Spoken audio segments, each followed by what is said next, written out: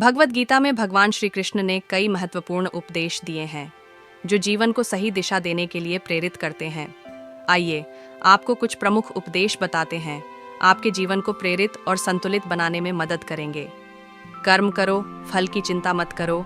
कर्म योग। श्री कृष्ण कहते हैं कि हमें केवल अपने कर्मों पर ध्यान केंद्रित करना चाहिए और उनके परिणामों की चिंता नहीं करनी चाहिए।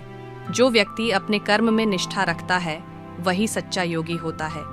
जो हुआ सो हुआ, जो हो रहा है वह अच्छा है और जो होगा वह भी अच्छा होगा। जीवन में हर घटना एक उद्देश्य से होती है।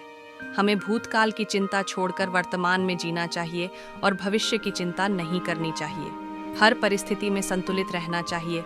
समस्याओं का सामना साहस से करो। जीवन में चुनौतियां और समस्याएं हमेशा आएंगी। श्री कृष्ण ने अर्जुन से कहा कि हमें अपने डर और संकोच को छोड़कर साहस के साथ किसी भी समस्या का सामना करना चाहिए। अपने आत्मा को पहचानो। गीता के अनुसार आत्मा न तो जन्मती है और न ही मरती है, यह शाश्वत है। हमें अपने असली स्वरूप को पहचानना चाहिए और बाहरी रचनाओं से ऊपर उठकर आत्मा के साथ जुड़ने का प्रयास करना चाहिए। संतुलित जीवन जियो। श्री कृष्ण ने गीता में यह भी सिखाया है कि हमें जीवन में संतुलन बनाए रखना चाहिए, न तो अत्यधिक भोग में न ही अत्यधिक तपस्या में। दोनों में संतुलन और संयम आवश्यक है। ध्यान और साधना द्वारा आत्मा की शुद्धि। भगवान श्री कृष्ण ने गीता में ध्यान, साधना और भक्ति के माध्यम से आत्मा की शुद्धि की बात की है। सच्ची भक्ति आत्मा के शुद्धि और ईश्वर के साथ एकता का मार्ग है। सकारात्मक सोच और विश्वास।